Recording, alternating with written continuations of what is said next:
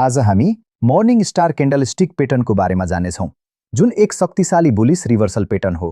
यो पैटर्न सामान्यतया डाउन ट्रेन्डको अन्त्यतिर देखिन्छ र बजार अब माथि जान सक्ने सङ्केत दिन्छ।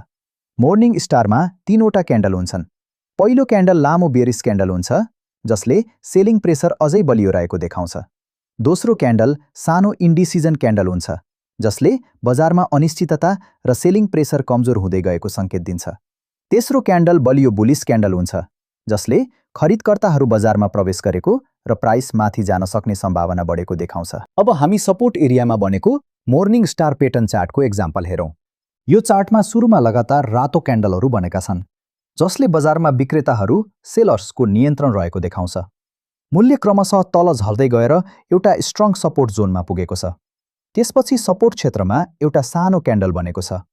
यो क्यान्डलले बिक्रीको दबाव कमजोर हुँदै गएको सङ्केत दिन्छ। अब विक्रेता र खरिदकर्ता बीचको सङ्घर्ष बराबरी जस्तै देखिन्छ। त्यसको लगत्तै ठूलो हरियो क्यान्डल बनेको छ, जसले खरिदकर्ताहरू बायर्स बजारमा प्रवेश गरेको र नियन्त्रण आफ्नो पक्षमा लिन थालेको देखाउँछ। यही तीन क्यान्डलको संयोजनलाई मर्निङ स्टार प्याटर्न भनिन्छ।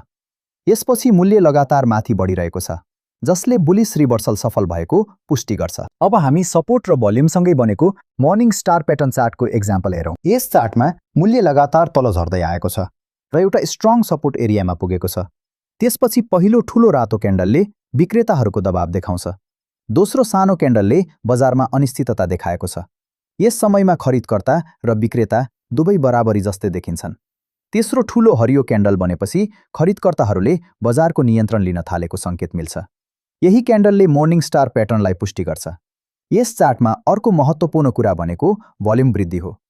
हरियो क्यान्डल सँगै भोल्युम बढ्नु भनेको खरिदकर्ताहरूको शक्ति बढ्दै गएको सङ्केत हो। एन्ट्री गर्दा तेस्रो हरियो क्यान्डल कन्फर्म भएपछि वा त्यसको हाईमाथि ब्रेकआउट हुँदा लिन सकिन्छ।